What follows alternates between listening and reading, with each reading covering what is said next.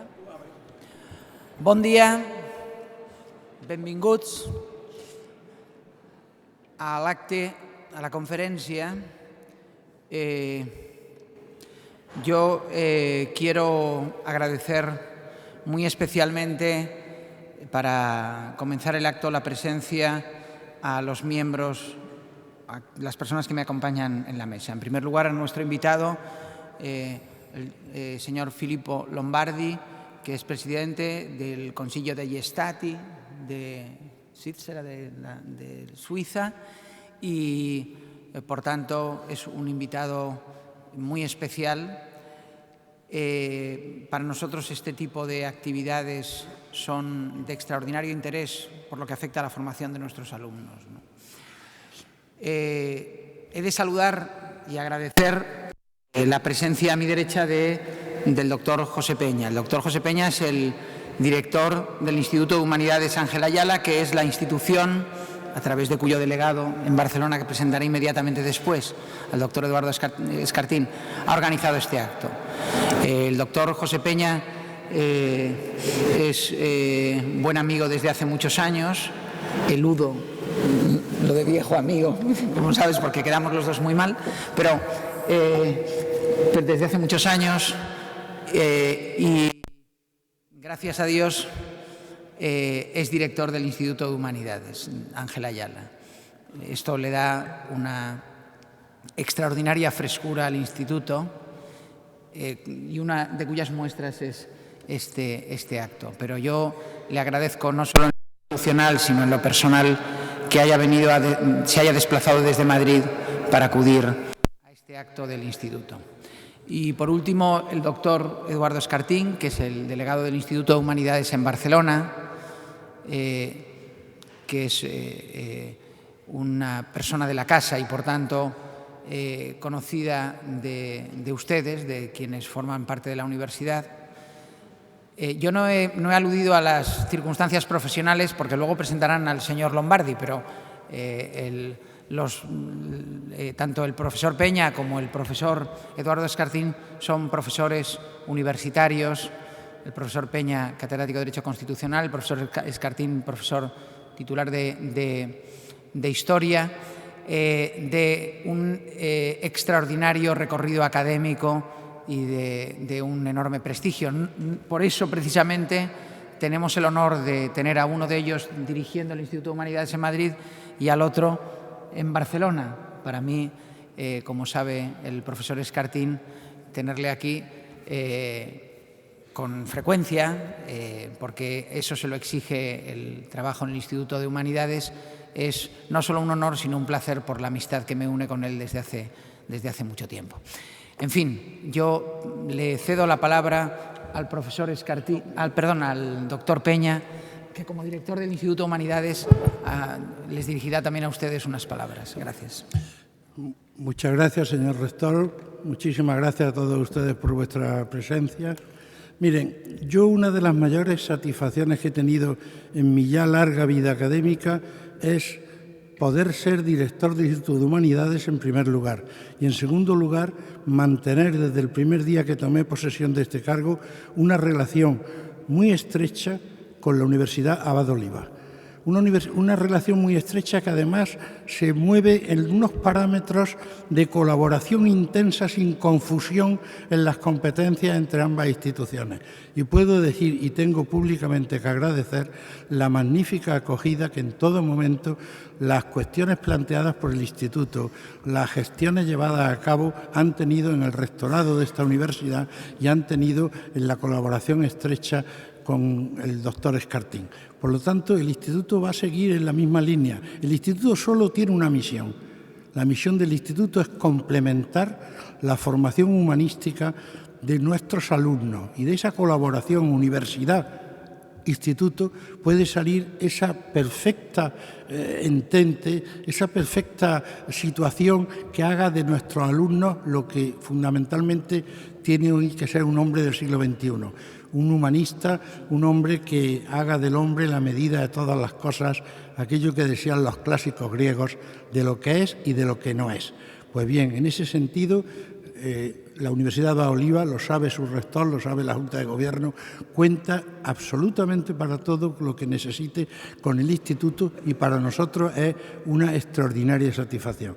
Muchísimas gracias a todos, esperamos vuestras sugerencias y el Instituto Ángel Ayala, esa obra con la que soñó el cardenal Herrera Oria, estará siempre abierto a cualquier sugerencia que salga de esta noble entidad universitaria. Muchísimas gracias. Gracias, doctor Peña. Y ahora sí le cedo la palabra al doctor Escartín.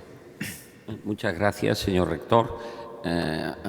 Agrair i felicitar a les persones que aquí asisten. Benvinguts, en la cual podemos decir, querido Filippo, que aquí está la colonia suiza, nuestros queridos alumnos, profesores, amigos personales, personas de la sociedad catalano-barcelonesa que asisten con mucho gusto y aún ahora que aquí, que somos muy trabajadores, no tanto como los suizos, pero es una hora y que es de horario laboral, pero todos vienen gustosos a oírte. Hablar de Filippo Maria Lombardi, pues, en fin, es un poco dimidi humanime me, es decir, somos amigos desde hace mucho tiempo y lo he conocido y le he visto su carrera política y personal, antes de casarse, después de casarse, sus hijos. En fin, ha sido una persona que el privilegio de la edad me ha permitido pues ir siguiendo su currículum. La verdad es que es de los amigos que hemos tenido de las organizaciones demócratas cristianas a la cual para él le conocí, pues, en fin, ha hecho una verdadera carrera. Es presidente del Concilio degli Stati, que traducido quiere decir, o de los États, es el presidente del Senado aquí, pero en una jerarquía, dado que en Suiza no hay rey, pues entonces él ocupa en la jerarquía del Estado un lugar importante, aparte de que es senador por el cantón de Ticino. Bien, entonces mezclaremos un poco su currículum y el conocimiento que yo he tenido. Él empezó en la Internacional Demócrata Cristiana y de jóvenes, y de ahí pues lo orientamos el señor Cutzin, que está aquí, y yo, porque éramos mayores, decíamos, pues esto, tal. Y él es un hombre que, incluso contra una cierta, yo diría, pues, tradición de que los suizos son muy aislacionistas y se ocupan de sí mismos, y su país es un país admirable en muchos conceptos, pero lo demás les resbala un poco. Y en cambio él no, él enseguida se interesó por Hispanoamérica, por Sudamérica, por las dictaduras que habían entonces, los atentados a los derechos humanos, y él combatió y se preocupó y hizo propaganda en Suiza, en Europa, en fin, todo menos un aislacionista. E incluso se puede decir que ahora es un europeísta convencido, lo cual en su tierra también tiene su valor o al fin su mérito. Bien, entonces Filippo nació en el año 56, es periodista, también con estudios de Derecho Canónico, Economía Política, y en la Universidad Católica de Friburgo. Del año 81-87 fue secretario general en Bruselas de la Unión Europea de Jóvenes Democristianos. 87-91, secretario general de la UIGDC, Unión Internacional de Jóvenes Democristianos, abarcaba Iberoamérica, Latinoamérica y Europa. Y 1991-95, presidente de la UIGDC, de esta misma organización. Miembro del Buró Político de la Internacional Demócrata Cristiana, que luego se ha transformado de centro, en fin. Pero bueno, bien situado en este campo.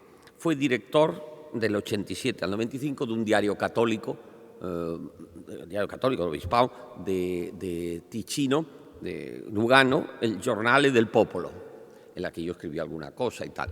Además, como era de Lugano, bueno, nosotros somos catalanes, o al menos yo, pues había el problema de la fortuna de los Thyssen y los cuadros de Villa Favorita. Y claro, discutíamos mucho sobre eso, ¿no? Porque afectaba a Lugano y la colección Thyssen, que es importante, estaba en Villa Favorita. Luego fundador de una televisión regional privada, Teleticino, ha sido director, presidente de Teleticino y fundador de un holding que hoy es Media, Ticino Media, con una radio local, una televisión, 3 diarios y 3 part web, ¿no? siempre presidente de todas. O sea que se mueve profesionalmente, no es el político que, bueno, trabaja muchísimo la política, pero él también trabaja en campos profesionales. En lo político interno de su tierra, tenemos el año 99, fue 99, electo diputado del Consejo de los Estados, el Senado. Luego, durante el cual fue la Comisión de Gestión de Finanzas, de Instituciones Políticas, de Transportes y Telecomunicaciones, y presidente de la Comisión de Energía y Medio Ambiente y de Construcciones Públicas. Del 2012 al 2013 es presidente del Consejo de les États, que es el Consejo Cantonal, lo que llamamos el Consejo Federal. Luego también, lo ha incluido ahora, eso demuestra su talante abierto, es presidente de un club de hockey sobre hielo, que bueno, que está en el tercero, ¿no? en la liga suiza de hielo, Aquí no, porque aquí hielo tenemos poco, pero tenemos aquí, pues eso, el hockey sobre patines, ya se lo hemos dicho, ¿no? En fin, bueno, pues Filippo es una persona polifacética que se ha entregado a la política en el mejor sentido de la palabra, con una gran experiencia internacional. Ahora irá a Madrid, dentro del Instituto Ayala, pero luego se va a Colombia. De Colombia va a Costa Rica, de Costa Rica va a... Después de Costa Rica, ¿dónde va? A Nicaragua, y luego vuelve, todo eso en una semana. Bien, o sea que es extenuante, pero demuestra lo que es una vocación política muy bien llevada desde su juventud. Las acciones responden y el pensamiento a la vida, y en él se cumple. Bueno, pues Filippo, le hemos invitado que nos hable de lo que más sabe, teniendo en cuenta que no es catedrático de Derecho Constitucional, pero yo creo que puede ser interesante para nuestra tierra y para, en fin, para España, Cataluña y lo que sea. Y lo digo porque muchas veces, ya con esto acabo, el presidente, bueno, se ha dicho de Suiza, dice, Suiza tiene un sistema político admirable, pero difícilmente imitable. Bueno, pues él nos lo va a aclarar. Muchas gracias.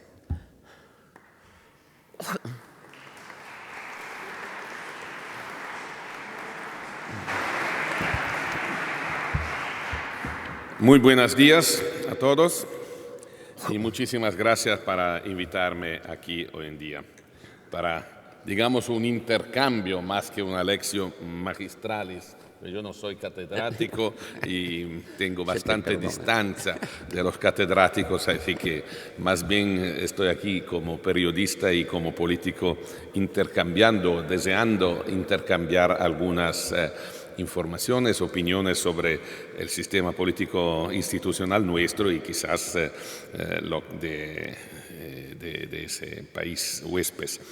Estoy muy impresionado del lugar en el cual hablamos. Nunca he hablado en una catedral y la única desventaja es que, como en todas las catedrales, los fieles son muy lejos. Así que lo siento mucho que los últimos quizás no entienden bien. Esperamos que funcionen bien los micrófonos. Bueno, voy a tratar de hablar de 3 elementos y después, si tienen interés, vamos a hacer una pequeña discusión, voy a responder algunas preguntas que puedan tener. Primero, una pequeña introducción histórica al modelo suizo. Segundo, una descripción de cómo son las instituciones suizas hoy en día. Y tercero, algunos temas bastante discutidos que quizás pueden ser de interés también en otros países. Sobre la historia, empezando. La historia, no sé qué conocimiento tienen ustedes de la historia suiza. A lo mejor algunos observadores extranjeros, pero incluso algunos suizos, piensan que tenemos siglos y siglos de paz, de neutralidad, de tranquilidad, de equilibrio político. No, de verdad no es así. La historia de la Confederación Suiza empieza en el 1291, cuando los primeros 3 cantones se destacan del poder imperial de los Habsburgo, que que por otra parte era familia que venía de tierras hoy en día Suiza, pero que se movieron a Viena, entonces ya eran los austríacos para nosotros. Y bueno, los primeros 3 cantones cobran su independencia del emperador Habsburgo y Suiza se desarrolla en los siglos, pero esos 7 siglos, los primeros han sido siglos de grandes batallas, de luchas al exterior, pero incluso a veces al interior de esos cantones que no siempre tenían los mismos intereses, la misma visión de las cosas. Pero entonces se construye lo que hoy en día se llama Confederación Suiza, sí, se construye en los siglos como un proceso bottom-up. No es un gran Estado que se va descentralizando, sino la construcción bottom-up de algo de conjunto con algunas peleas internas bastante grandes. Si hablamos del sistema institucional que conocimos hoy en día, solo empieza en el 1848, con la Constitución que se adoptó después de una guerra civil, pequeña, porque como somos suizos, las guerras civiles incluso las hacemos pequeñas. Creo que tuvimos 150 muertos, no más, así que fue muy respetable como guerra civil. Pero de hecho fue una guerra entre los cantones católicos y los cantones protestantes, pero más bien una guerra entre las regiones rurales periféricas que querían mantener su sistema autonómico y las ciudades, los cantones de ciudades industrializados que querían centralizar, unificar más para poder desarrollar la economía, unificar más el país. Esa fue la causa última de la Constitución que casi no hemos cambiado desde 1848. En las cosas básicas. De verdad cambiamos Constitución cada año, porque cada año cambiamos 1 o 2 artículos de la Constitución. Como voy a explicar, la Constitución es un instrumento de trabajo que define en proceso evolutivo el funcionamiento del Estado confederal. Pero de hecho, las bases son las del 1848. Eso para la parte histórica y de verdad, como dice el profesor Escartín, no hemos tenido nunca un rey, es la única cosa constante de la historia, nunca hemos tenido un rey, siempre hemos estado republicanos, digamos, aún con algunas formas distintas. Si tenemos que describir el sistema que nace en 1848, hay que describirlo en primer lugar como un sistema basado sobre el compromiso. Los que ganaron la guerra civil, nosotros la perdimos, y nosotros que habíamos perdido, fuimos capaces de buscar un compromiso en la nueva Constitución para garantizar un equilibrio al interior de ese país. El primer elemento del compromiso es el del nombre mismo de Suiza, porque todos hablan de Confederación Suiza. Los constitucionalistas saben que no es más una confederación. De hecho, en 1848 Suiza sale como Estado federal. Es un Estado federal, los miembros, los cantones, tienen su soberanía, pero ya no pueden no pueden separarse del Estado federal y tienen que aplicar el derecho que decida la mayoría. No pueden decir, no, nosotros estamos en contra, entonces no lo aplicamos. No, se aplica lo que decide la mayoría. Entonces, más bien es un Estado federal como Estados Unidos, como Alemania, como algunos otros estados federales que tenemos en el mundo. Ese compromiso se materializa, por otra parte, en la organización del poder legislativo. El poder legislativo, de hecho, se basa sobre el modelo americano, estadounidense, de 2 cámaras, la Cámara de Diputados y el Senado, la Cámara de los Estados. La Cámara de Diputados tiene 200 miembros elegidos en sistema proporcional en los cantones en proporción a la población de los cantones. Así que el más grande, el de Zúrich, tiene 35 de 200 diputados, los más pequeños solo uno. El Senado, la Cámara de los Cantones, tiene 46 senadores, 2 para cada uno de los 23 cantones. Así que los cantones más pequeños tienen el mismo poder, el mismo peso en el Senado como los más grandes. Y el sistema es bicameral perfecto, lo que significa que cada ley, y cada ley de finanzas y cada modifica, tiene que pasar por las dos cámaras con el mismo texto. Así que hay absolutamente el equilibrio de los poderes entre las dos. Una de las consecuencias de ese sistema es que en la Cámara Baja, digamos, en el Consejo de Diputados, los partidos que dominan en los cantones más grandes son más fuertes. El primer partido es el Partido Conservador, que tiene casi el 30% de los votos en Suiza, y el segundo partido, el Partido Socialista, que tiene 20 y pico. Entonces, esos son los partidos que dominan el Consejo Nacional. Los partidos de centro, al revés, dominan el Consejo de los Estados porque los senadores se eligen con sistema mayoritario y tienen cada uno en su cantón que buscar entonces votos del centro, pero quizás un poco de la derecha y de la izquierda es menos fácil para el representante de un extremo o de otro extremo del sistema político llegar en el Senado. Así que hay también un balance, digamos, de partidos políticos entre las dos cámaras, lo que obliga a buscar soluciones bastante consensuales. No es tan fácil decir, no, tenemos la mayoría en la Cámara, vamos a impulsar esto. No, hay que buscar los acuerdos con los demás. Eso es el poder legislativo.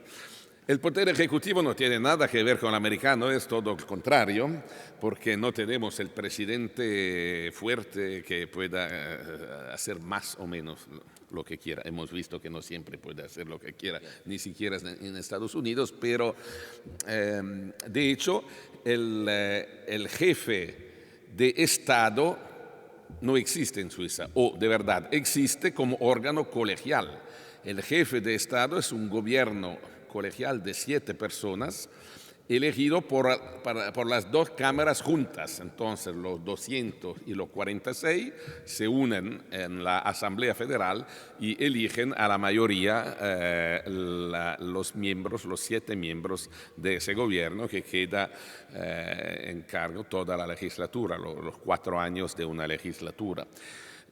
Si hay alguna sustitución en los 4 años, el Parlamento, las dos cámaras reunidas, elige el sustituto y se sigue con ese sistema. Y desde 165 años siempre hemos tenido ese gobierno de 7, así que no hay muchas fantasías para cambiarlo, no parece un sistema que funciona. Además, y tiene un presidente, claro, que es el jefe de gobierno, no el jefe de Estado, el presidente de la Confederación, que pero es rotatorio, cada año cambia entre los 7.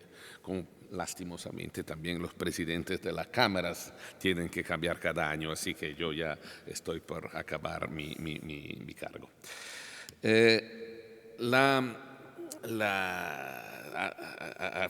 Alrededor de eso también el Poder Judicial, el Tribunal Federal, la máxima autoridad judiciaria, no tiene el carácter de una corte constitucional, simplemente puede arreglarlo, decidir en los casos que le llegan, puede averiguar la constitucionalidad de leyes o constituciones cantonales, pero no puede negar la constitucionalidad de artículos constitucionales nuevos que estén propuestos o de leyes adoptadas por el Parlamento. Y eso por una razón muy simple, que es la otra componente del sistema suizo, que es la democracia directa. porque si ese sistema bicameral asegura el equilibrio federalista entre los cantones grandes y pequeños, por otra parte, la democracia directa es la posibilidad para el pueblo de intervenir directamente en los procesos políticos que le interesan. Entonces, cada nueva ley, cada cambio de ley, no entra en vigor después que el Parlamento la haya adoptada. Hay que esperar 100 días, y si en los 100 días alguien recoge 50.000 firmas, pide que se vote, que el pueblo vote, y el pueblo va a votar algunos meses después, va a votar sobre ese tema, y si rechaza el cambio de ley o la nueva ley, no hay nueva ley. Entonces, además, cada cambio de constitución que sea propuesto por el Parlamento, el gobierno, tiene que pasar al voto popular también, con doble mayoría, eso es otro elemento de federalismo, la mayoría de todos los ciudadanos y la mayoría de los cantones, así que siempre necesita doble mayoría para cambios constitucionales. Y la última posibilidad, el pueblo también puede lanzar propuestas de cambio constitucionales, y si uno recoge 100.000 firmas, tiene 1 año y medio para hacerlo, así que es bastante tiempo para recoger las 100.000 firmas, puede pedir que se vote sobre un nuevo artículo constitucional o la abolición, la abrogación de un artículo existente, y después también se vota con doble mayoría pueblo y cantones. Eso significa que, y vuelvo a la cuestión del Tribunal Federal, que no es Corte Constitucional, eso significa que sea para las leyes, sea para cambios de constitución, al final el pueblo tiene la última palabra, o puede tenerla si lo quiere en caso de leyes. Así que no puede ser que haya un tribunal superior al pueblo que va a decirle al pueblo: no, tú te has equivocado, eso no se puede aceptar. Eso es la razón por la cual no tenemos, de hecho, una Corte Constitucional. Algunos elementos más, los cantones tienen todavía su soberanía, son estados, tienen una constitución, cada cantón tiene su constitución, tienen un parlamento, tienen un gobierno cantonal y tienen, más importante de todo, soberanía financiera y fiscal, y de eso hablamos después. Pero esos son los elementos que definen el cantón. La Constitución Federal es el instrumento, y por eso he dicho que la cambiamos casi cada año, cambiamos algún artículo, porque es el instrumento que define la separación de competencias entre los cantones y la Confederación, el Estado federal. Así que de base, básicamente todo lo que no está inscrito en la Constitución es competencia de los cantones. Y cuando uno quiere decir, bueno, el medio ambiente es competencia de los cantones, pero me gustaría que en toda Suiza se haga algo para el medio ambiente, porque no puede ser que en el cantón tuyo se haga distinto que en el mío, porque el medio ambiente es de todo. Bueno, hay que cambiar el artículo constitucional que dice la Confederación tiene esa o esa competencia para el medio ambiente, por ejemplo. Así que como decía, la Constitución es el instrumento de trabajo que define esa repartición de competencias, entonces es un instrumento evolutivo, siempre se modifica de vez cuando hay alguna competencia que se quiere trasladar. Y como se puede imaginar, hay el federalismo de aplicación también, porque si la Confederación decide algunas leyes, algunos cambios, hay la aplicación que se hace por las autoridades locales, cantonales, y también los cantones siempre tienen que adecuar su ley a lo que cambia a nivel federal. Entonces, en un sistema de ese tipo, alguien puede decir, es muy instable, muy peligroso, ¿no? Tenemos presidentes que cambian cada año, un jefe de Estado que no se sabe quién es, un gobierno que puede perder batallas en Parlamento, un Parlamento que puede perder batallas en el pueblo, porque el pueblo puede votar en contra, un sistema de instabilidad total. Y el milagro es que el sistema es uno de los más estables del mundo, quizás. Bueno, porque hay esa dialéctica siempre, esa necesidad de buscar el consenso para adelantar cualquier proceso, y entonces eso se ha transformado en una cultura. De verdad que si la guerra civil de 1847 fue la última, el último verdadero enfrentamiento que hemos tenido. Desde 1848 hemos tenido bastantes debates, discusiones políticas, pero siempre con ese marco de búsqueda, de compromiso, de solución consensual, o por lo menos de mayorías bastante anchas para resistir a las etapas sucesivas. El gobierno no puede decidir. El gobierno está compuesto para ministros, los 7, de 5 distintos partidos, así que bastante, ¿no? Y cuando entran en el gobierno, más o menos dejan de pensar, no sé, pero de hablar como representantes de partidos. Quizás lo piensan, pero tienen que trabajar colegialmente al interno de ese gobierno. Incluso si en un tema de su ministerio la mayoría del gobierno decide algo distinto de lo que el ministro mismo pensaba, el ministro tiene que defenderlo en Parlamento y en el pueblo, si hay votación popular, aunque no sea su idea personal o la posición de su partido. Es un ejercicio no siempre fácil, pero generalmente funciona. Entonces el sistema al final se ha transformado en un sistema extremadamente estable y en una cultura política de un tipo que, por eso cuando Eduardo Escartín nos dice es admirable pero no imitable, no es verdad. Se pueden imitar algunas cosas, pero para imitarlas hay que buscar esa cultura en primer lugar. Es una condición básica para que puedan funcionar instituciones de ese tipo. Bien. Vamos a tratar ahora algunos temas que quizás pueden ser de interés también para otros países. He dicho que los cantones son estados, en el marco de ese estado federal tienen siempre una soberanía, un parlamento, leyes, un gobierno propio, incluso la facultad de arreglar, dentro de un marco básico definido, de arreglar la organización municipal. No es la misma en cada cantón. Los cantones arreglan los municipios como mejor le guste. Hay algunos cantones que dejan muchas competencias y autonomías a los municipios, y otros que dicen, no, los municipios que hagan lo que dice el cantón y ya basta, ¿no? Hay algunas competencias básicas que son las mismas en toda la Confederación, pero otras que cambian.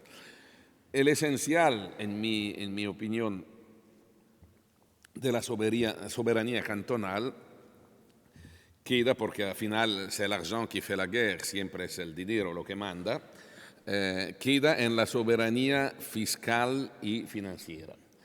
Dentro también hay una ley de armonización fiscal que define algunos criterios básicos para toda la Confederación, pero dentro de ese marco común, los cantones tienen soberanía para fijar las impuestas, si más anchas o más pequeñas, reducidas, si quieren o no quieren impuesto de sucesión, por ejemplo. Hay cantones que la tienen, otras que no la tienen. Si tienen mayor impuestos para las personas físicas o para las empresas, si quieren un sistema muy progresivo de la escala fiscal o más bien un flat rate tax system o una progresión más reducida.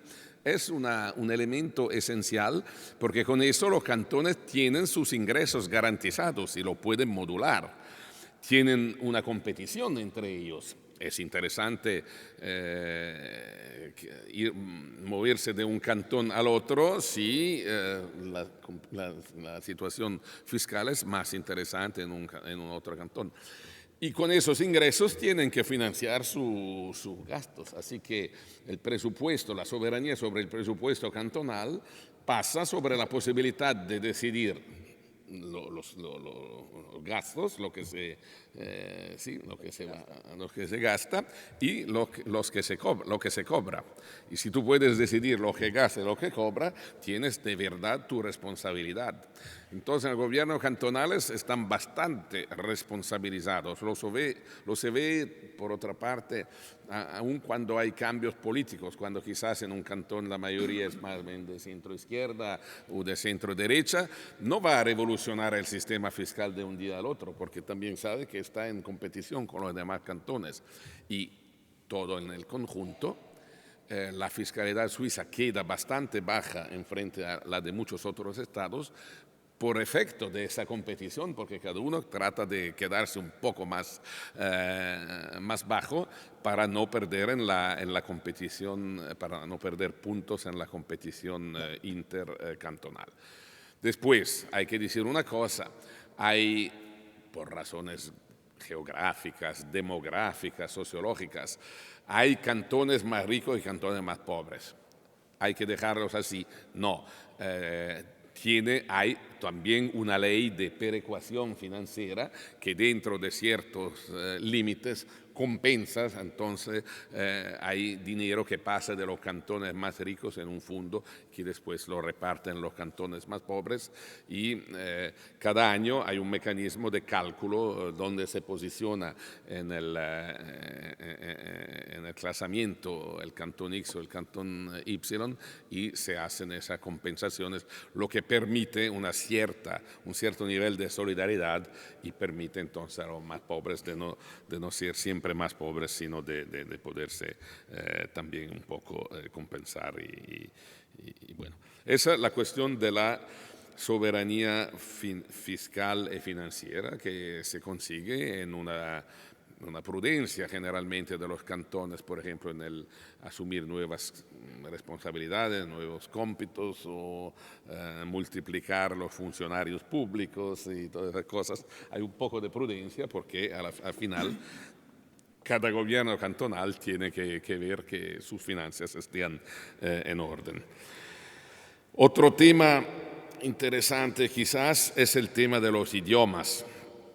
De los 23 cantones tenemos uno de habla italiana, es el mío.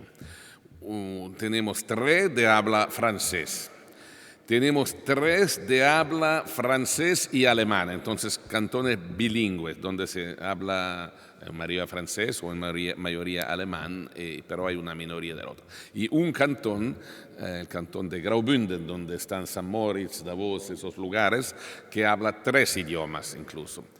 Entonces, claramente el idioma alemán es mayoritario, digamos el 70% más o menos de la población es de habla alemana, el 25% de habla francesa, el 4 o 5% de habla italiana, un poquito más si se contan los italoparlantes afuera de Ticino, y entonces llegamos con el italiano al 7% quizás, y los romanches, esa muy pequeña lengua que tiene menos de 1% de la población. Son 60.000 personas, incluso no con un idioma, sino con 5, porque romanche hay 5 y hay una operación artificial que se hizo 25 años atrás, que fue de juntarlos por tener un idioma escrito utilizable para los periódicos, para las leyes, esas cosas, es un romanche grisun. Entonces el sexto idioma, que es el oficial de romanches, pero no lo aceptan todos porque dicen, no, pero el nuestro anterior era mejor y siguen hablando el suyo. Así que es una romancha bastante distinta. La consecuencia es que tenemos por constitución 4 idiomas nacionales, alemán, francés, italiano, romanche, y 3 idiomas oficiales, que son los alemán, francés e italiano, lo que significa que cada ley, cada decreto hay que traducirlo en los 3 idiomas oficiales. Y en el romancho, en el idioma el cuarto, solo se traducen los códigos básicos, la constitución, pero no se traduce todo lo que se produce como material legislativo. En el Parlamento mismo, en la Cámara de Diputados, hay traducción simultánea, así que uno puede hablar en su idioma y se traduce en los 2 demás. En el Senado se presupone, con razón, que el nivel cultural sea un poco más elevado, así que no necesitamos traducción simultáneas y podemos hablar cada uno en nuestro idioma. La experiencia de un italoparlante es que generalmente, si tú hablas para televisión, hablas en italiano porque tus electores tienen que escucharte. Si tú quieres que los colegas escuchen, habla francés, porque si no, quizá. Pero si necesitas que te entiendan, habla alemán, es mejor. Eso es el funcionamiento de los idiomas en el Parlamento. De hecho, no hay tantos problemas como en otros países en las cuestiones de idiomas. Hay un entendimiento básico que es el principio de territorialidad. Así que en cada cantón o en las regiones lingüísticas de los cantones bilingües, el principio es claro, la escuela es en el idioma del cantón, el principio de territorialidad. Y los actos públicos también, en los cantones que solo tienen un idioma, los actos públicos son de ese idioma, los cantones bilingües son de los 2 idiomas.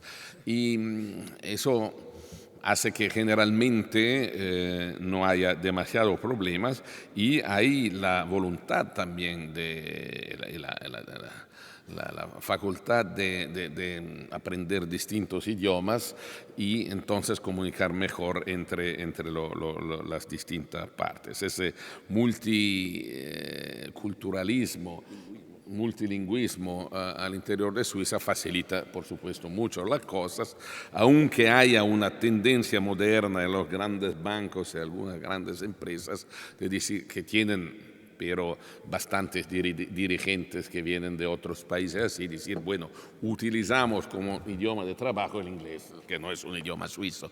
Así que es una pequeña pelea hoy en día en Suiza. Vamos a defender más los 3 idiomas nacionales o utilizar para algunas cosas el inglés. Esa es la discusión, digamos, que actualmente se hace a nivel especialmente escolástico.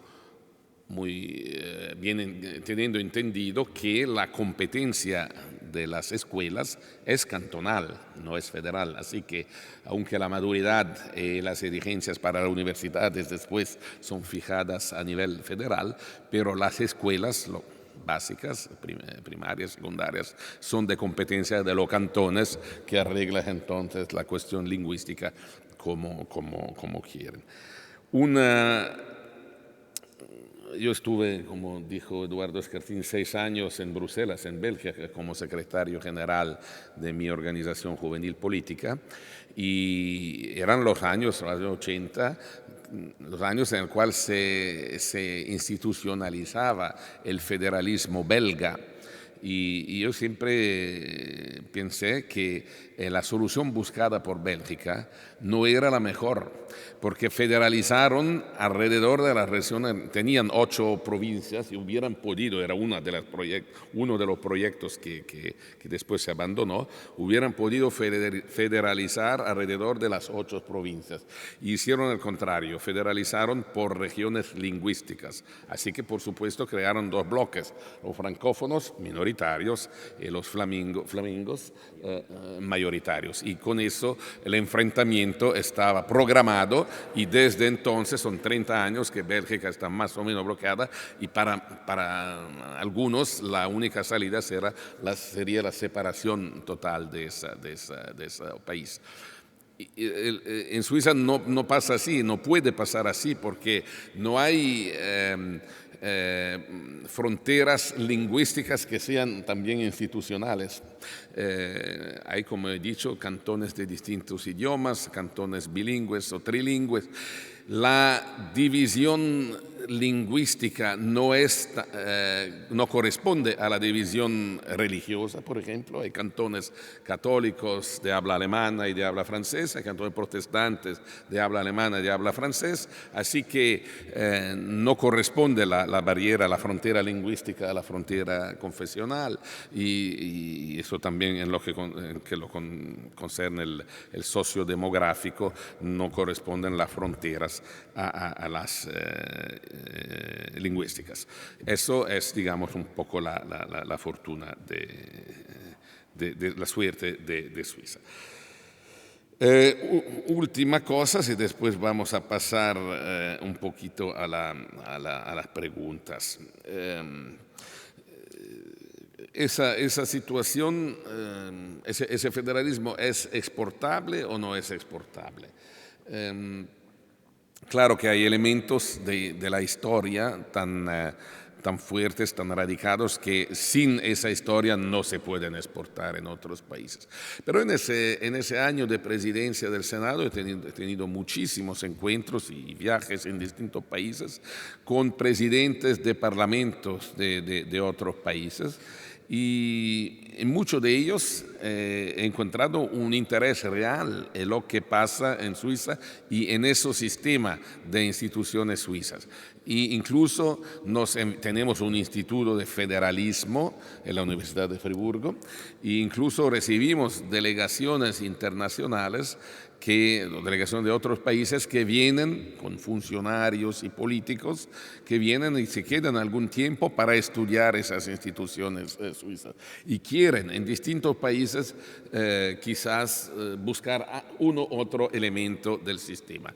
Y esa es una tendencia, creo, muy interesante, es una tendencia internacional, porque es verdad que estamos en un mundo siempre más globalizado, siempre más centralizado por ciertas cosas, pero también es verdad que en muchos países la gente siente esas instituciones, ese poder político o económico como siempre más distante de sus problemas, y la gente quiere decir algo, quiere participar en el proceso, y los estados más abiertos se dan cuenta que es necesario organizar la sociedad y la política y las instituciones en medida que la población pueda participar y decir algo en el estadio más cercano de su existencia, de sus intereses directos. Al final vuelve, yo creo, a ser muy interesante lo que en el pensamiento político nuestro siempre hemos llamado el principio de subsidiariedad. Subsidiariedad, entonces, el hecho que el hombre tiene que poder enfrentar los problemas al nivel más cercano al suyo, donde que vive. A nivel de familia, a nivel de asociaciones profesionales, laborales, locales, deportivas, culturales, lo que sea, que tienen su valor y que necesitan respaldo y posibilidad de jugar su rol a nivel municipal, a nivel provincial y regional, para nosotros a nivel cantonal y todo esto. Y eso creo que sea un elemento interesante que va a tener a jugar un rol en los próximos años en la política de bastantes países, incluso de la misma Unión Europea, que no por casualidad decidió definir ese año 2013 como año. ¿Es el año de qué, el año 2013? No lo sabe nadie, ¿eh? Que es el año 2013, es el año europeo del ciudadano. No lo sabían, bueno, la prueba. Así que la Unión Europea misma se da cuenta que sus ciudadanos siempre están más lejos de las instituciones y lo sienten y lo manifiestan. Lo manifiestan en elecciones. Hay países donde partidos anti-europeos llegaron al 30% o quizá más de los votos. Hay tendencias regionalísticas, no sé dónde estoy hablando, así que me doy cuenta, pero en distintos países hay deseo de volver a regionalizar o a descentralizar competencias y poder y todo eso. Creo que es una tendencia moderna la cual la comunidad internacional, la Unión Europea, los estados mismos tienen que dar dar respuestas con formas de mayor participación de los ciudadanos, y creo que eso es el trabajo que nos espera a todos como ciudadanos del mundo, pero también ciudadanos de nuestra realidad local. Gracias.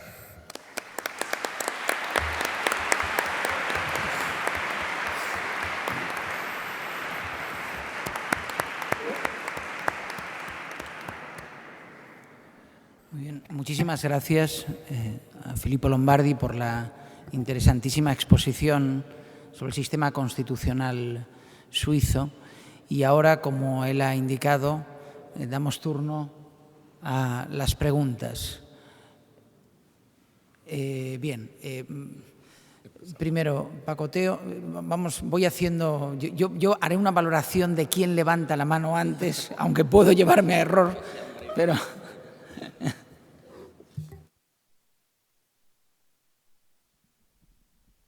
Sí, bien. Muchas gracias por la conferencia que nos ha dado. Ha sido pedagógica, simpática, fácil, inteligible, por lo tanto, muchas gracias. Y gracias porque, como yo tengo antepasados suizos, pues es todo un placer poder tenerlo aquí hoy. Yo le haré una pregunta muy sencilla. Después de lo que ha explicado, me parece que es muy lógico que Suiza no pertenezca a la Unión Europea, porque creo que está en 2 o en 3 o en 4 estratos superior a la organización. La pregunta, ¿usted, por el cargo que ocupa, cree que Suiza algún día puede solicitar su adhesión a la Unión Europea? Gracias.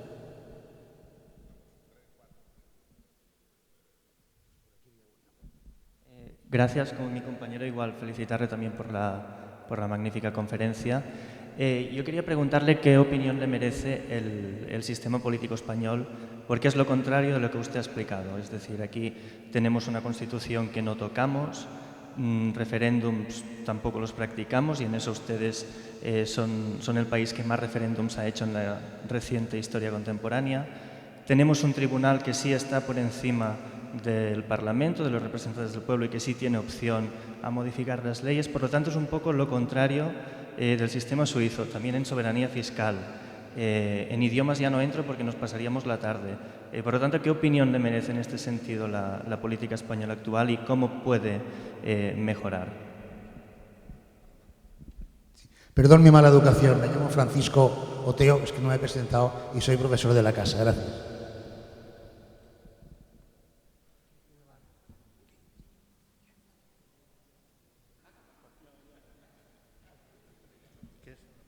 S'ha apartat. Qué envidia, qué envidia. Yo no voy a repetir lo que ya se ha dicho y las preguntas y sugerencias que le han hecho.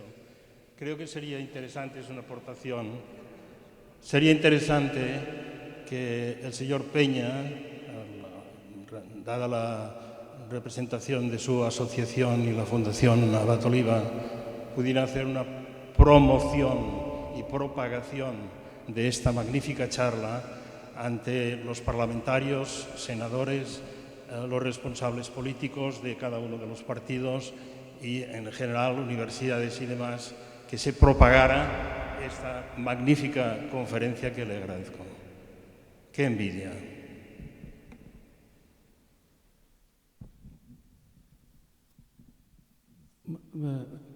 Yo no solo quería aludir al hecho que precisamente el federalismo suizo fue el que inspiró la primera República Española, que era federal. Los republicanos de aquel periodo, después de la caída de Isabel II y la muerte del general Prim, venían inspirados, curiosamente, el personaje el que tenía más claro este sentido era un castellano que se llamaba José María Orense. Y cuando José María Orense, que era un liberal progresista que tuvo que exiliar en la época de Isabel II. Y luego cuando volvió con la Revolución de Septiembre, aquí predicó el federalismo suizo, precisamente. Y aquí se inspiró la Primera República, que luego fracasó contra el centralismo clásico del liberalismo español. La Primera República fue federal, inspirada en Suiza. Precisamente Orense, que era castellano, decía que había un precedente en España que era la corona de Aragón, que había sido confederal, no la de Castilla, que era unitaria y había continuado siendo unitaria. Y bueno, la Primera República se inspiró en este sentido. Lo que pasa es que luego fracasó la Primera República y volvió con la restauración borbónica, volvió al modelo centralista tradicional que se inspiraba en la corona de Castilla. Pero también es verdad que en el federalismo suizo se inspiró el origen del catalanismo político. Concretamente, Valentín Almirall, que era un discípulo de Orense, ¿verdad?, pues era un experto en federalismo y era muy amigo de Suiza. Fue un gran viajero por Suiza, el tiro suizo, y predicó por aquí este tipo de federalismo. Y todos los catalanistas, el origen del catalanismo político, se inspiraron en este sentido. Incluso Prat de la Riba tiene artículos publicados sobre el federalismo suizo, más que el americano. El americano, por las razones que fuese, quizás influyó indirectamente a través del suizo, pero era la época de la guerra de secesión y en fin, no tenía tanto atractivo como el suizo en este sentido. Por otra parte, también había el hecho lingüístico, ¿verdad? Que en Suiza se reconocían todas las lenguas. En fin, no me quería aludir a este hecho que yo creo que valdría la pena de recordarlo, incluso de profundizar en ese sentido, concretamente en la figura de José María Orense, marqués de Albaida, que fue el que preconizó este tipo de federalismo. Luego, los republicanos españoles siempre fueron más o menos federalistas, pero muchas veces se confundió el federalismo con el anarquismo y entonces cogió unas connotaciones ya diferentes. Pero bien, la relación entre Suiza y España, y Cataluña más concretamente, venía en este momento y consideraban la Constitución suiza de 1848 como la más perfecta. Solamente quería aludir a este hecho.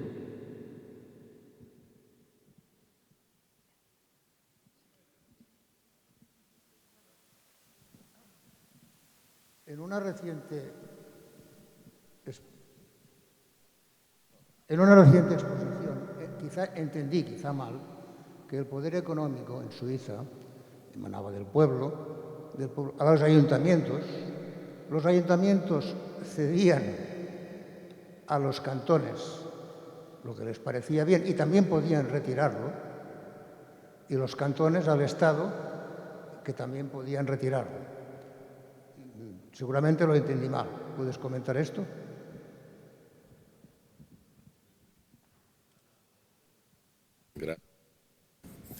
Gracias. Después, los estudiantes tienen que pensar alguna también. Se preparan. No, algunas cosas. Primero, Unión Europea. Se dice de vez en cuando, si Suiza hubiera estado al principio, en los primeros años de la Unión Europea, hubiera podido transmitir un poco de ese federalismo en la construcción de la Unión Europea. Historia fue, hay que recordarse, la Unión Europea nace después de la Segunda Guerra Mundial, como un bloque claramente occidental, claramente de países de Europa Occidental acerca de los Estados Unidos, en una situación de Guerra Fría donde Suiza se define como país neutral. Así que difícilmente hubiera podido Suiza estar en los primeros miembros fundadores de la Unión Europea. Hoy en día, claro que no habría más problema a unirse a la Unión Europea, pero no habría tampoco grandes posibilidades de modificar, de federalizar en la vía suiza el sistema de la Unión. Creo que es demasiado tarde, lástima. De hecho, algunos elementos que en el Parlamento Europeo se discuten de vez en cuando recuerdan un poco el tentativo de buscar algunas cosas en el modelo suizo. Quizás pueda ser útil. Suiza se puso con atención a discutir de la cuestión a final de los años 80 y participó en la elaboración del modelo del espacio económico europeo. Un grupo de países, la propuesta la finalizó Jacques Delors cuando era presidente de la Comisión Europea, un grupo de países acerca de la Unión Europea, no miembros, pero que hubieran recibido automáticamente el derecho europeo y podido participar entonces totalmente también en el desarrollo del mercado europeo y todo eso. Al final, de los países que participaron en ese experimento, discutieron algunos años, algunos se dejaron ese grupo porque se integraron a la Unión Europea. Suecia, Finlandia, Austria entraron en la Unión misma y entonces no quedaban más para ese grupo de espacio económico europeo. Y todavía hay solo 3 países, Noruega, Liechtenstein y Islandia, que están en ese grupo. Y Suiza quiso, pero con nuestro sistema necesitaba votación popular. Claro que un tratado internacional que tiene efectos vinculantes también, como una modificación de constitución, tiene que pasar por votación con doble mayoría de pueblo y cantones. Se votó el 6 de diciembre de 1992 y el 50,5% de la población rechazó. Pero los 2/3 de los cantones rechazaron, así que era muy claro que no había una mayoría para pasar eso. Y desde entonces Suiza trabaja, para no quedar aislada, trabaja un sistema de acuerdos bilaterales con la Unión Europea, que es un proceso bastante complicado, bastante difícil. Los señores de Bruselas no les gusta porque siempre hay que negociar algo especial con Suiza, es un poco difícil, pero hasta ahora, han pasado 20 años, Suiza está mejor con ese sistema de acuerdos bilaterales que Noruega como miembro de la Unión Europea. Se hacen hay una serie de competencias que el Parlamento, el gobierno, el pueblo de Noruega ya no tiene más y todavía los suizos tienen. Ahora estamos negociando una nueva fórmula para esos acuerdos bilaterales. Hay que adelantar el proceso, es un proceso evolutivo.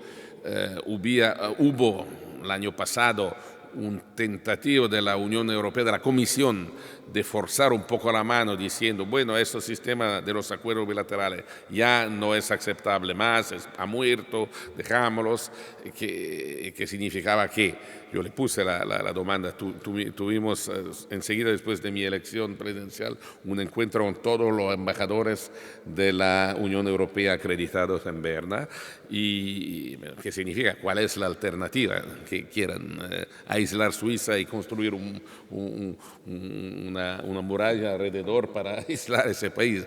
No se puede, se puede perfeccionar el sistema. Y al final, después de un año de tensiones, la Comisión Europea aceptó, y el Consejo Europeo, entonces de los jefes de gobierno europeo, aceptaron volver a negociar con Suiza un cuadro institucional, quizás modificado, pero siempre un cuadro de relaciones bilaterales. Es la situación actual. Yo no creo que en los próximos, no soy profeta, pero creo que los suizos aquí presentes, en los próximos años supuestamente no va a entrar a la Unión Europea Suiza y probablemente tampoco los próximos 20 años. Después, bueno, todo puede cambiar, pero hoy en día creo que la situación es esta, así que hay que hacer lo mejor con eso. Segunda cosa, sí, bueno, se habló un poco de la historia de España y como decía, el sistema centralista, que es más bien en los países que lo practican, es de inspiración francesa, jacobina, es el sistema del centralismo francés que la Revolución Francesa transportó un poco en toda Europa y afuera incluso. Algunos países que tenían tradición un poco más federalista buscaron elementos de ese centralismo jacobino francés y algunos lo viven bien y otros menos bien. España, no se puede, una cosa es cierta, como lo decía, es un proceso que en la historia se creó bottom-up y no top-down. es muy difícil llegar en un país que tiene otro sistema y decir, bueno, desde encima vamos a decidir cómo se organiza y imponer un sistema federalista donde no hay tradición federalista. Hay que hacerlo con pasos sucesivos. Entonces, no me sorprende que fracasó el experimento aquí en España porque no se podía imponerlo desde un día al otro. Hay que crear las condiciones de la cultura, pero es interesante hacer pasos hacia un sistema de ese tipo. Quizás España lo puede hacer. Hay que darse cuenta de una cosa, el sistema suizo funciona porque a pesar de los más grandes, más pequeños, pero todos los cantones tienen los mismos derechos y los mismos deberes. No es que hay algunos cantones de tipo A y otros de tipo B o C. Eso es una cosa que hay que pensarla siempre. Si se trata de crear un sistema federalista en un estado centralista, hay que dar a todas las componentes más o menos los mismos derechos. Las regiones especiales, autonómicas, Italia tiene un poco el mismo problema. Tiene algunas regiones que tienen un estatuto autonómico más grande de otras, pero eso rende difícil aplicarlo para todos. Así que es un pensamiento, una reflexión que se tiene que hacer antes de decir, bueno, ahora federalizamos por decisión política central. Propaganda de esa conferencia o de otra, no lo sé, lo decidirán. Yo siempre estoy a disposición y quizás lo he hecho en alguna ocasión en ese año, lo haré en el futuro también, si hay deseo de conferencias o de otro, claro que, y si hay delegaciones que quieren, incluso políticas, que quieren visitar a Suiza, el Parlamento suizo junto con ese Instituto de Federalismo u otra fundación respalda también ese tipo de seminarios para explicar cómo funciona el sistema. El sistema está colegado al bicameralismo, ¿no? Hemos visto cómo las dos cámaras tienen un rol importante en ese equilibrio. Somos una minoría en Europa, los países que tienen dos cámaras. Somos 17, hemos tenido, cada año hay la conferencia de los presidentes de los senados de Europa, en la cual yo participé ese año. Son 17 de los 47 países del Consejo de Europa, solo 17 tienen dos cámaras. Y no todos los senados tienen la misma función regional, son a veces otras cosas. La House of Lords en Inglaterra tiene quizás otra función que una representación territorial o regional o federalista. Así que pero los que tienen un senado, yo creo sea bueno que lo tengan, y me alegró semana pasada cuando el pueblo irlandés rechazó la propuesta en votación popular, rechazó la disolución del Senado, ¿no? Porque que vino del Senado mismo. El Senado propuso desaparecer y el pueblo dijo no, que se queden y que hagan lo que tienen que hacer. Ahora, al final la cuestión de los idiomas. Hemos hablado la cuestión de las lenguas en las instituciones, la relación entre cantones y todo. Es una cosa muy, muy sentida por el pueblo y por los jóvenes mismos. Yo acabo el sábado de participar en un debate en televisión que se hizo en la sala nuestra del Senado con jóvenes representantes de los parlamentos juveniles cantonales. En cada cantón tienen un parlamento juvenil y una vez al año tienen una asamblea federal de jóvenes que vienen. Y la discusión, hubo una hora de discusión sobre esa cuestión. Bueno, tú te sientes, tu identidad, tú te sientes más ciudadano de tu cantón o ciudadano suizo. Y los idiomas son un problema. Y al final el resultado de la discusión era bastante claro. Todos más o menos entendieron que uno que tiene que tener raíces bien fundadas en su cantón, pero en el mismo tiempo ser ciudadano suizo. Entonces, tener una responsabilidad común y una visión común, una perspectiva común. Uno no es contrario al otro. Las raíces fuertes permiten de jugar un rol más consapevole, más convencido en el conjunto federal, por ejemplo. Y la cuestión de los idiomas sí es un problema, pero al final casi todos consiguen entenderse con los de las otras regiones lingüísticas. Por lo menos todos manejan 2 idiomas, pocos manejan 3, pero los 2 idiomas por lo menos, así que siempre se busca una solución. A ver si hay algunas preguntas. El profesor Peña iba a hacer... Yo, por alusiones, decir una cosa. No solamente se le ha dado toda publicidad posible a este acto, sino que mañana se celebra también en Madrid. Y el objetivo es, la idea del instituto es que este año yo creo que hemos acertado, se proceda casi al estilo suizo, una descentralización. Con este acto se inaugura el curso 2013-2014 en la más joven de las universidades de la Asociación Católica de Propagandistas, que es esta brillante universidad. Por lo tanto, nosotros estamos por darle la mayor difusión, entre otras cosas porque es enriquecedora para todo el personal que pueda atenderlo, y de hecho mañana en Madrid se va a celebrar un acto parecido a este, pero he tenido el especial interés en que fuera Barcelona, que fuera la Abad Oliva la que inaugurara el curso 2013-2014 con este primer acto. Y ahora, si el profesor Lombardi, aparte de reiterarle mi felicitación, me lo permite, ¿le puedo hacer una pregunta? Hay una cosa que a mí me ha llamado mucho la atención, siendo una nación, siendo una colectividad, con esa facultad de integración que tanta faltaría en otros sitios, de ser capaz de sumar, de ir sumando desde la base hasta arriba. ¿Cómo es posible que haya tardado tanto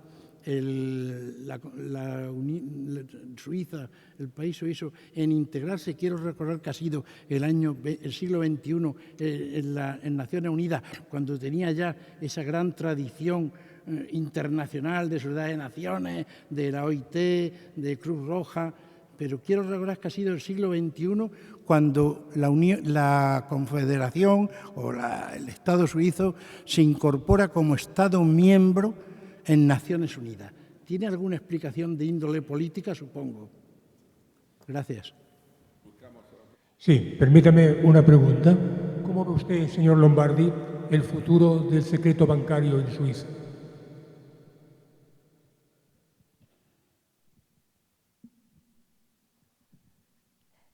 Buenos días.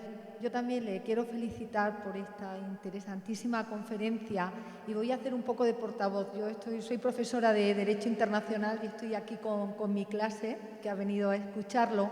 Entonces, para que ellos también puedan aprender y seguir con esto que usted ha explicado, si nos podría diferenciar exactamente la diferencia que hay entre una confederación y un Estado federal, porque ha hablado de ellos indistintamente, y ver para que ellos puedan entender esa diferencia que hay entre unos y otros. Muchas gracias.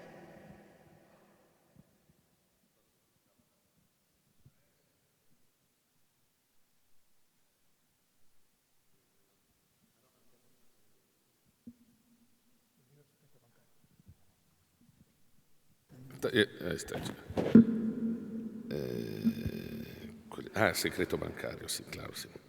Bueno, Confederación Estado Federal. Bueno, el principio básico de la Confederación son estados soberanos que se ponen juntos, hacen algo juntos, pero pueden dejar la Confederación si ya no se sienten más miembros, si hay problemas, y pueden rechazar de aplicar cosas decididas por la mayoría.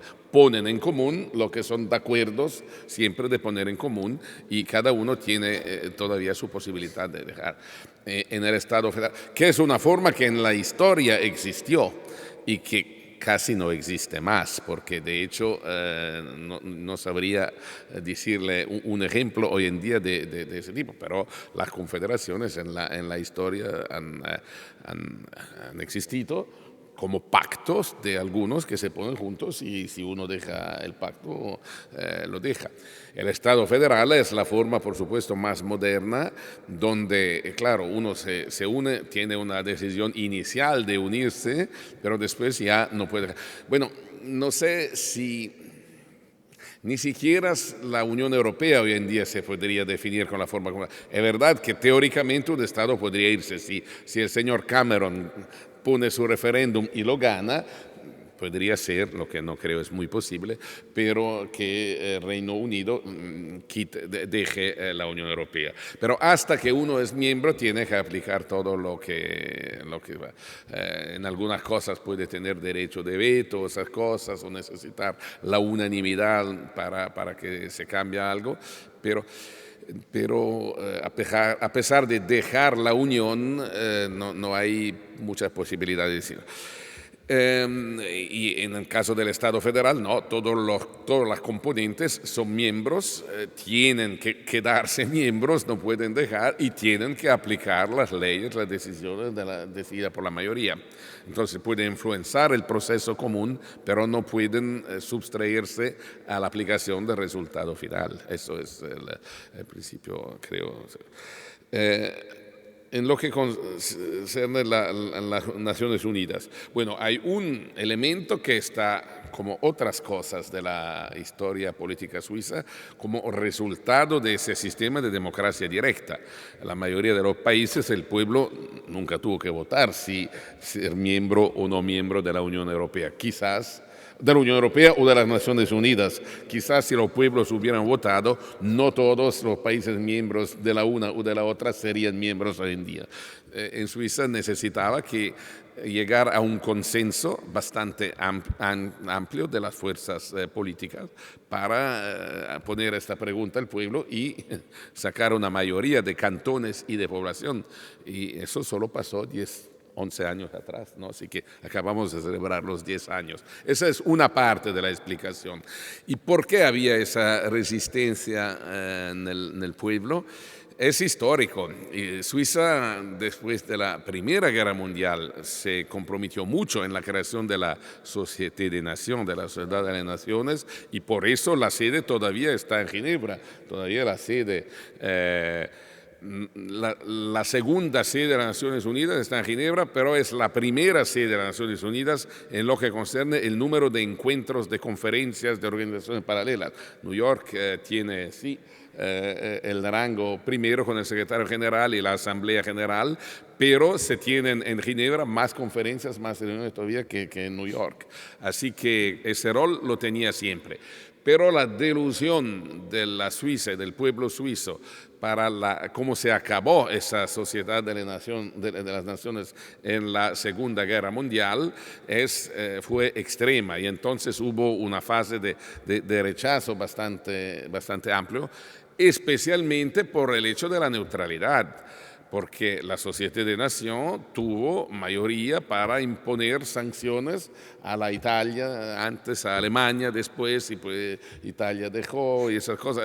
Y Suiza, siendo en el centro, digamos, de esos países, tenía muchísimas dificultades en los años de la Société des Nations a aplicar sanciones contra uno u otro de sus vecinos.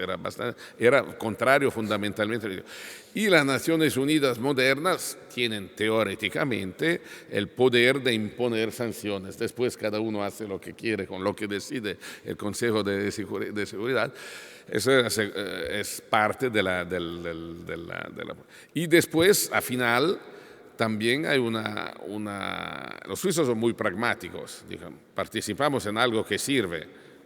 Esas Naciones Unidas no sirven a nada, ¿no? ¿Por qué vamos a participar? No, había una crítica bastante fuerte sobre el mecanismo de funcionamiento de las Naciones Unidas, donde hay cosa inaceptable para los suizos, dos clases: a los países que tienen el derecho al sitio permanente en el Consejo de Seguridad, el derecho de veto, y los demás no lo tienen. Eso ya para la mentalidad suiza es una desigualdad inaceptable.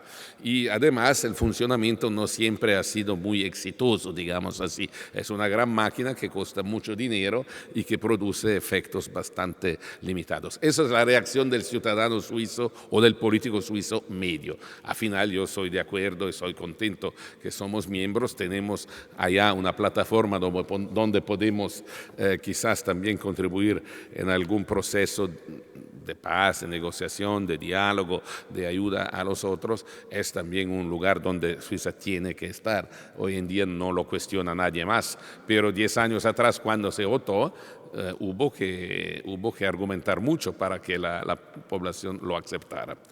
Last but not least, secreto bancario.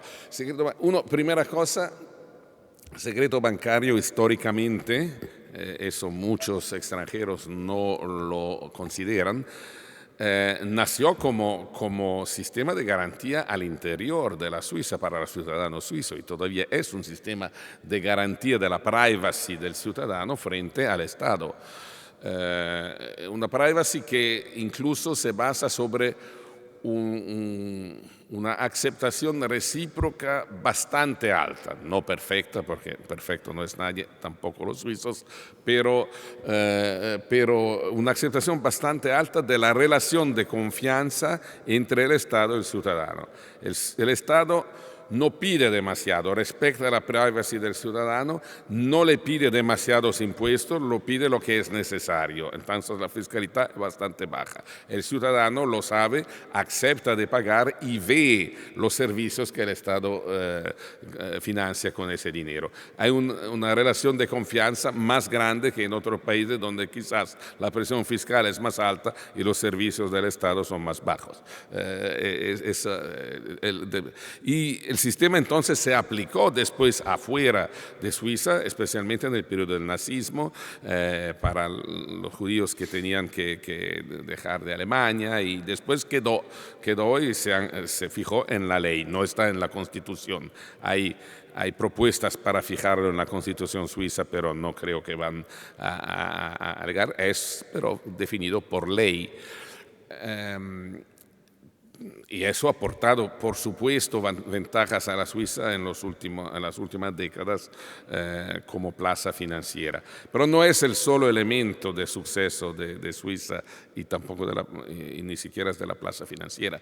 Hoy en día la plaza financiera representa el 11% del PIB de Suiza. Así no es que la Suiza solo vive para los bancos y solo para el secreto bancario. Y si desapareciera el secreto bancario, quizás se podría perder la mitad de eso y todavía Suiza podría existir porque solo le faltaría el 5% de su PIB, que no es positivo, por supuesto, pero no sería la fin de la Suiza. Entonces Suiza ya desde bastante años ha hecho pasos muy importantes en la asistencia judicial internacional, en la lucha a los patrimonios de dictadores de distintos países. Ya no ven más en Suiza porque cuando hay un problema saben que Suiza bloquea ese dinero y lo devuelve al país donde ellos han robado. Así que ya se hicieron esas cosas en distintos casos y se sabe. Y al final queda la cuestión. Estamos negociando acuerdos fiscales con distintos países, convenciones de doble imposición. Es verdad que hay países que querían aplicarnos el sistema de intercambio automático de información. Ha habido muchos años que no era un estándar de la Unión Europea, entonces no había razón por Suiza de introducirlo. Ahora la Unión Europea trata de hacer de ese intercambio automático un estándar europeo. La posición suiza es, lo vamos a abolir también cuando sea un estándar de la OCDE. Porque no estamos en competición solo con la Unión Europea, estamos en competición con otros países, otras plazas financieras. Entonces, si se aplica en todos los países desarrollados, miembros de la OCDE, no van a estar las Islas Caimán, van a estar fuera, pero en los países que son miembros de la OCDE se aplica, entonces en ese caso Suiza lo va a aplicar también. Me imagino que es una cuestión únicamente de tiempo y de negociados.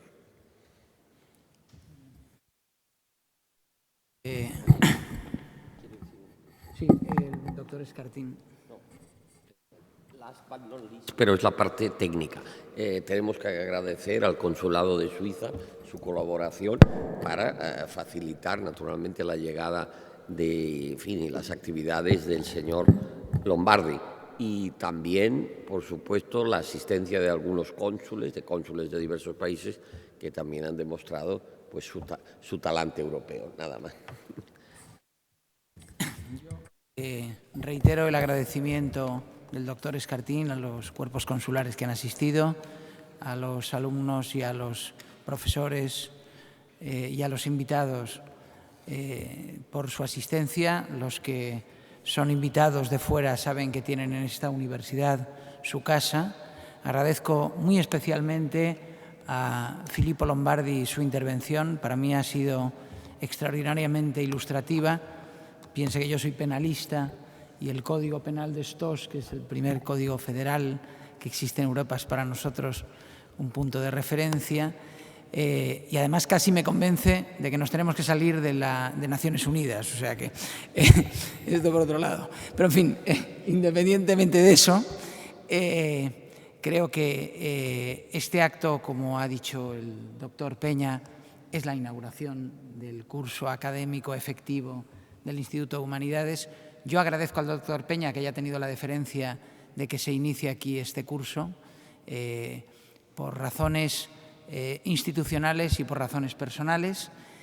Y muy bien, muchísimas gracias por su asistencia y queda clausurado el acto.